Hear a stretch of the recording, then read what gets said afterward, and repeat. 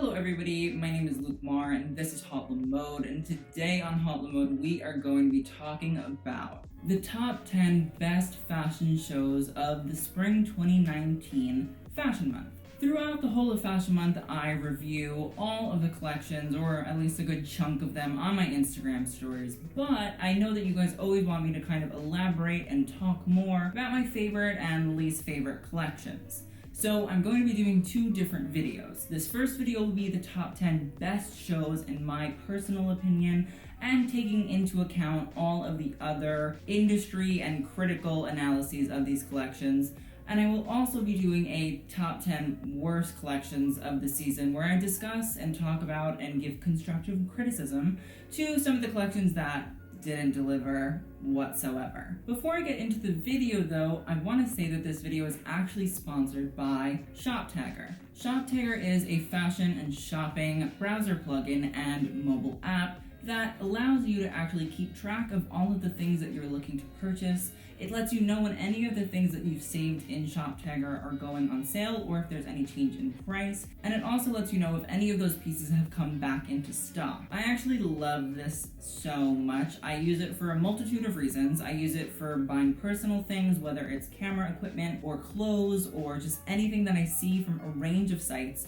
Grailed, eBay, Farfetch, all of these amazing websites. I also use it because I'm currently starting an archive of fashion pieces, whether they're runway or just designer in general, and it's hard to keep track of like 17 different websites where things are going on sale or things are just being thrown out, or it's all over the place. But ShopTagger actually keeps all of the things in a really good list where it says what's happening with it. It's really easy to download ShopTagger if you use Google Chrome. It literally just pops up on the top right of your Chrome browser. Also, if you guys want to use it, it's a phone app as well. I'm using it all the time. It sends me little push notifications, so when I'm in my labor economics class, I can be like, I'm gonna economically not pay attention and see what Calvin Klein balaclava is on sale right now. It has such range, it's amazing. Just go down into my description box, hit the download, and you can blame me later. Like, I don't know, forward me your credit card bill. And I mean, also, Black Friday is coming up. Like, you want your deals, you want your steals, you want your meals, you can definitely use ShopTagger for that as well. So thank you, ShopTagger. Getting back into the video, we're going to be going through all 4 fashion cities in order, mostly, starting with New York. New York, as you guys probably know, is the city that I shit on the most. I live in New York. I actually got to attend a few shows in New York, which I was really, really happy about, so shout out to Monse, Slash by Tia, Colleen Estrada, I had a good fashion week moment for a YouTuber. One show that I did not get to go to though was Pure Moss.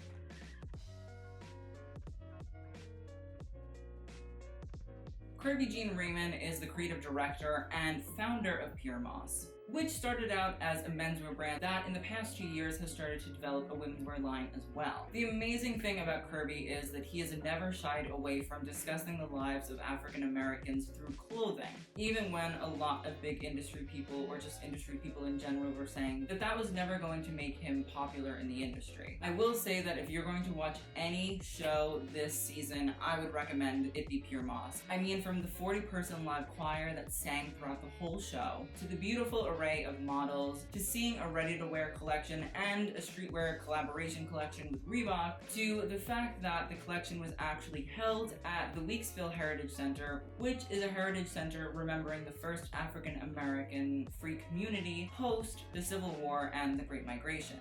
Also, it was raining, so it gave it this even more dramatic, beautiful vibe. The clothes were beautiful. They ranged from these looser, freer takes on church robes, all the way to these beautiful painted screen prints on a different array of men's and women's pieces. Kirby collaborated with the Shark Tank mogul Damon John, who started the brand FUBU, which stands for Us By Us. And he carried on the tradition of making really simple and poignant t-shirts where one read, "Stop calling 911 on the culture." Now, I know a lot of people don't like me talking about political things on this channel, but hey, fuck you, I don't care. B, it's so important that somebody in fashion is discussing an issue like this, and while the collection definitely looks at some harder issues that African Americans face in their lives, he also wanted this collection to be a collection that actually celebrates the thriving of the African American community in the United States. The bouncy pleated skirts and the simple but athletic cut men's suits show that Pure Moss can create easy basics for the everyday customer, as well as delivering more complex pieces like his screen printed men's suit and the crystal embellished finale look. But overall, it was just lovely to see a young brand from New York really delivering an amazing collection that not only had beautiful clothes but really had a feeling of the Paris fashion show experience without having anywhere near the budget of an Yves Saint Laurent or a Chanel. Next up is Oscar de la Renta.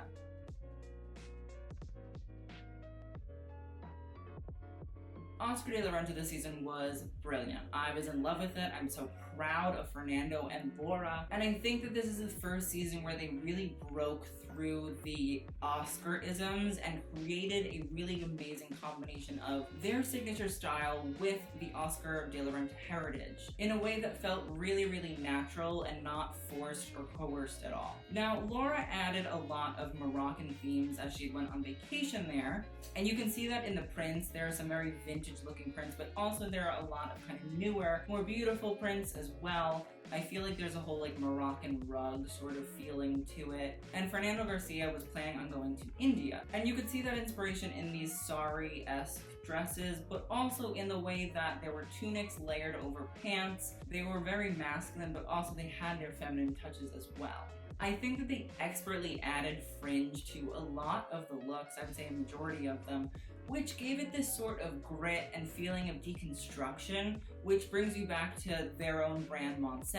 I'm not saying that it was Moncey because I was at Moncey and they were two totally different collections, but you could see that they were bringing themselves into the Oscar de la Renta world. Luckily, they also didn't even leave the Oscar de la Renta old New York biddy from the Upper East Side who has dinner at the Regency every night out in the cold. There were some simple, complicated, and just all-around elegant fit and flare dresses, which are an Oscar de la Renta signature, all while having an array of amazing cocktail dresses that seem to bridge the new sort of uptown cotillion girl. They've realized it's not the 1950s anymore and that 2018 is a new day and age for the Oscar de la Renta woman. Overall, I just think that they've really found their stride and this just feels like a natural progression for the brand. Next up is Marc Jacobs.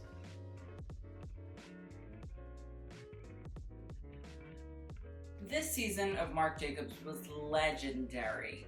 And I don't mean it was legendary just because there was an hour-and-a-half wait, which stirred the rumor mill that Marc was trying to ruin Rihanna's debut for Savage x Fenty. But luckily the collection was more than enough to make up for the I'm late for a very important date. This sort of Easter version of the fall-winter collection delivered an over-the-top, all-consuming 9-tier layered cake of color, references, textiles, techniques, and styling. There were some 1950s references that felt fresh, but also just as pure as that post-war period. It also gave us 1980s suiting, which emphasized big shoulders and a tiny waist. So you can live your upside-down Dorito fantasy. I really feel like last season took from the 1980s Claude Montano, Mugler, and YSL, but this season felt more 80s Valentino and Chanel. There were insane ruffles, whether they were on over-the-top voluminous dresses or if they were cinching the waists of an everyday suit. And by everyday suit, I mean the everyday suit for the Easter Bunny. The ruffles were overbearing. They were on these beautiful voluminous dresses. They reached right up to the neck. In reality, the collection was so fucking wonderful and gorgeous. It's sad that the show was so late because I feel like that really took away from the actual brilliance of it. I mean, if I had been invited, I probably would not be putting Marc Jacobs on my top 10, but I wasn't. So, you know what? Maybe there's a positive in not getting invited to things. Also, if they ever do a remake of It, they need to cast Kaya Gerber as Georgie. And with number 4, we're moving on to London. So let's talk about Gareth Pugh.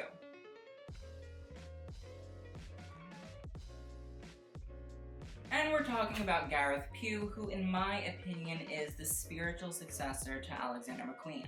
And this season, he mashed together so many queer references that you could not give it 10s, 10s, 10s across the board. The collection was based on voguing and the ball scene in the UK. So when the first look came out and it was this amazing lycra bodysuit with face mask, I thought, obvious. That's what you're supposed to death drop in. Also, does anybody remember when straight people used to like wear those like lycra bodysuits to sporting events and like thought it was funny? You know, like, no, why did they do that? I don't know. Salty like the ocean.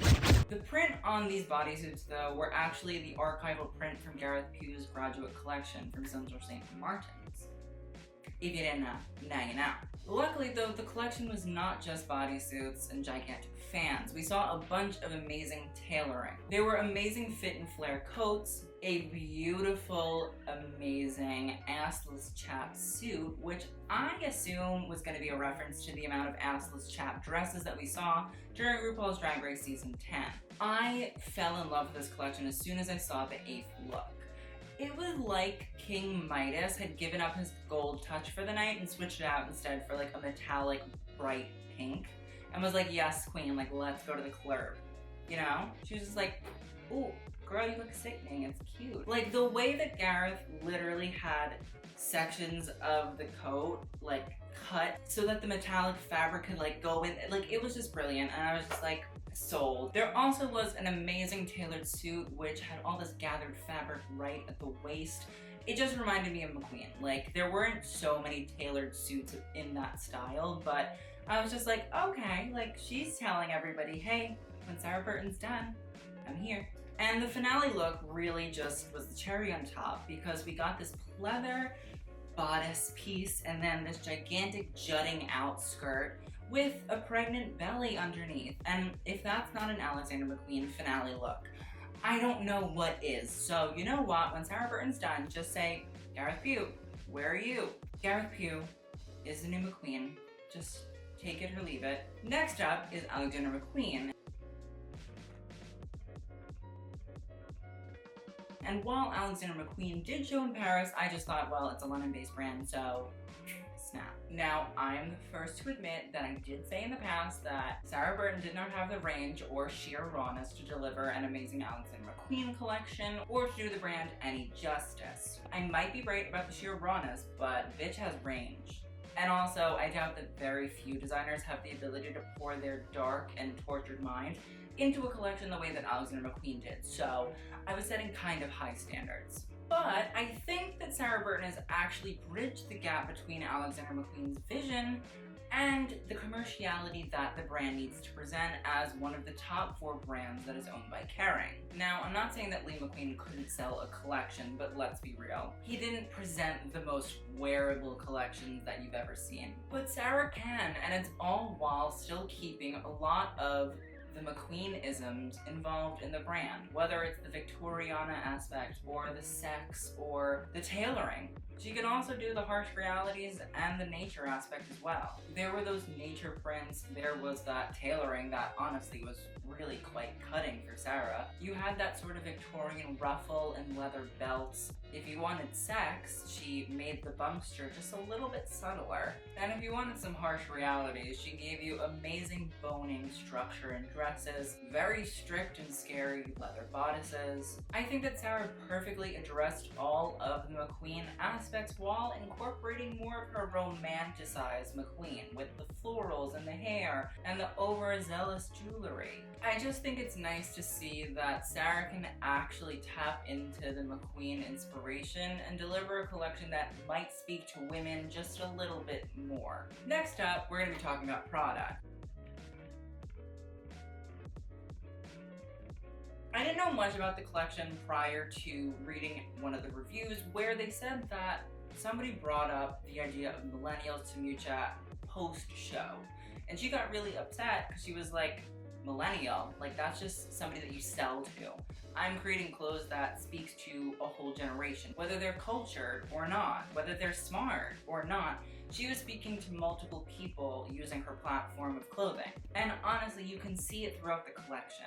Miuccia seems to have a very wide view of who her woman is, and with this collection she really seems to be talking to the youth and showing them, hey, this is what I think you all like. I mean, starting from the very beginning of the show, you had these amazing nylon pants. Like, they were bicycle shorts, but they were made out of nylon, so I was living. You also had these really simple logo nylon tops and jackets and coats as well. It seemed very simple and sporty, and then you got some really deep plunging necklines, like real deep. It seemed to be addressing a much more comfortable consumer. And then came this enclave of 60s mod. Then came this Sailor Prada experience, and honestly the only thing I can think of now is a Sailor Moon x Miuccia Prada moment, because I feel like that would be legendary. And then for the rest of the collection, there was just this mix of comfortability with clothing. And I don't mean the clothes were comfortable, I mean she was addressing all of the people she thought would be interested in buying Prada. So if you were really comfortable with your body and showing it off,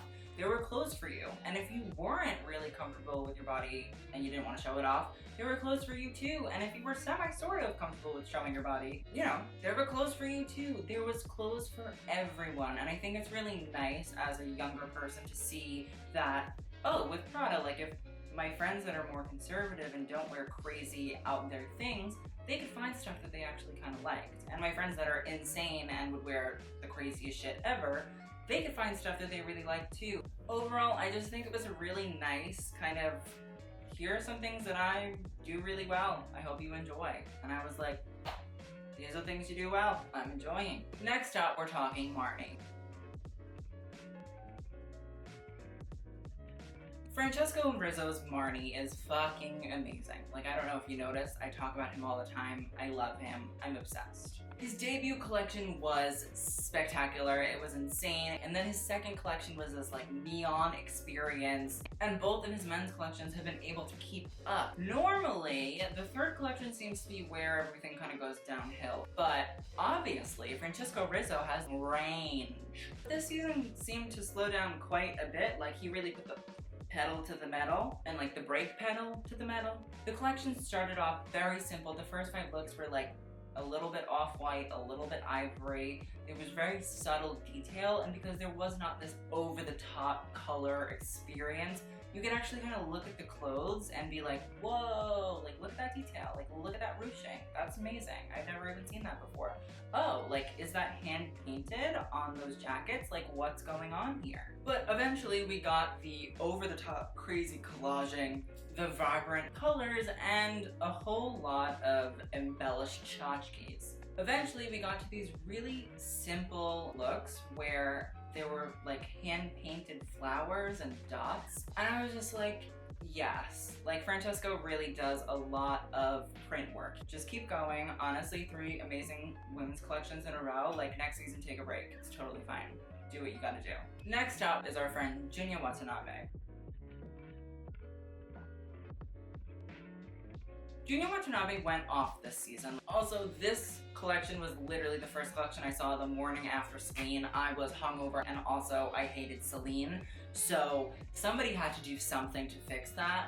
Junya Watanabe did it. This collection is very heavy in terms of denim, and normally when I say things are heavy in terms of denim, I cringe and die inside, but Junya did this amazing kind of walk through his favorite denim experiences. We got in the beginning these amazing denim patchwork dresses. They both had these amazing patchwork bodices. One had this amazing patchwork kind of belle époque skirt. It was over the top, it was amazing. The other one didn't have the patchwork on the bottom, it was just this overarching tulle experience. And then we got another one where it was like every section of the skirt was a leg of a jean. It was sister stunning, it was good and fresh. Junya Watanabe, sister, you're doing so well, sweetie. Then there were these amazing denim coats that seemed like they had been worn down for decades, even though it was their first time on the runway. And then you had these amazing denim and formal fabric dresses that almost seemed like they were fighting for dominance of who was gonna take over more of the dress. And the collection kind of ended off with this deconstructed bridal gown with like a t-shirt underneath it, and there was a big slit right up the front of it, and then underneath was like patchwork denim with big gashing holes in it. My thing is, Junior kind of like wrote a love letter to denim in the most beautiful way, and I just was really proud of that. I mean, between the Junior Watanabe collection and the bagels that I ate the morning after, I cured both my Celine hangover and my normal hangover. Next up is Valentino. Pier Paolo Pacioli is the purest human being to show at Paris Fashion Week. I think like everybody would agree that he just genuinely is like a nice human being. This season, he decided he was going to make couture for everybody. We stan a fashion king that wants to make couture available to all of the people. So we did Valentino couture, but ready to wear, which I mean is extremely expensive and not for everybody, but you know what, we can only do so much with what we got. The collection started off with this beautiful off-the-shoulder black jumpsuit with attaching cape in this amazing fabric that like crinkles up, and honestly it was just so beautiful. And when I think about it, when I spoke about Tracy Ellis Ross's Valentino Haute Couture look from the Emmys red carpet, people were like, oh my god, it's so ugly, like why is it so like crinkled and like fucked up and wrinkled? It's supposed to look like that, okay? And it looks amazing because it gives the look texture. Like, you know what? Texture's not only for your fancy schmancy chef's table meals. Pier Paolo then continued to give this couture aspect with feathers, pleats, lace, and leather, all in really simple but beautiful black fabrics. And then he finished off the first section of the black looks with this gigantic feathered hat that, honestly, I need. Like, I just need it. If there's one thing that I needed from the whole collection, it really was that hat. Then we got some white looks, which followed that same arithmetic where you got pleats and leather and lace, and it was cute and it's very nice.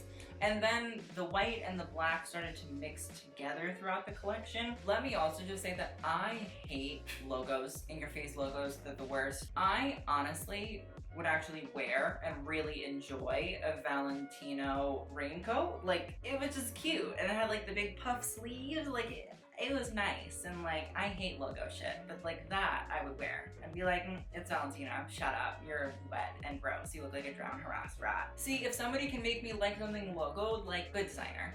Then came this rainbow of colorful looks. You had red, burgundy, orange, pink, and they were so vibrant and Valentino, they hurt my eyes, but I still enjoyed it. Then he worked his way into doing more couture aspects on all of these vibrant, colorful dresses and introduced these really amazing, really complex color combinations in different prints all over dresses. And like, I really have never actually liked Valentino, and now that I've like force myself to look at it and understand it, I'm obsessed with it. Like, it's so tacky over the top that I love it. It's like when they say you should eat something 7 times and then you'll like it. Like, I've eaten my 7 times Valentino and now I'm like gobbledygook. And the collection just finished off with some really, really simple but beautiful gowns in all different colors and silhouettes. And when Pier Paolo walked out to take his bow, everybody stood up and clapped, and honestly, like, low-key cried a little bit because it was just so good. Like, he was so pure and the collection was so pure. He was trying to give to everybody, like, here's couture, but it's not actually couture, but I'm trying. And like, I was just like, we love you. You're an angel. The last collection we are going to be talking about is Comme des Garcons. Rei Kawakubo was a genius, and you should know that already. If you don't know, Comme des Garcons is designed by Rei Kawakubo. She's a Japanese designer, and she essentially shows clothes that aren't really clothes, but they're more so like art pieces, and so every season you're just like, yeah, tell me whatever, and I will just sit here and clap, and I will listen, and I will watch, and I will just say it was amazing, because it was just amazing. The collection started off with these suits that looked like they had big cracks at the waist in them, and it kind of felt like something was like pulsing out, kind of like my stomach after I eat any form of fast food. Like, it was just like, oh, I'm gonna pop, here's a food baby. And then you got some that like kind of looked like they were egg cracked shaped. It was just like brilliant. And then there were dresses where these sort of lumps of like tattooed fabric that looked like skin were like pulsing out. And it kind of reminded you of the iconic lumps and bumps Comme des Garcons collection. And then the best looks came, and it was look number 12 and look number 13. And it looked as if the suit that was supposed to be there essentially was like ripped off and sort of like flayed a la Game of Thrones style, and all that was left from these suits were just the shoulders. And then you had these bodysuits that kind of just had all these squiggles and designs on them. And it was just like so real and there, and like it just kind of spoke to you. Like it just did. And I don't know if it spoke to you, but it spoke to ya. My thing is, Renta is a genius. She is brilliant. She was wonderful. She makes you think. She makes you really process. She really is an artist who uses clothing as a medium. And we genuinely do not deserve her. So with that, I hope you guys enjoyed. Please let me know what some of your favorite shows were, what your favorite show was. Like, let me know in the comments. We can discuss. I will see you guys on the next video. Thank you so much for watching, and TTYL.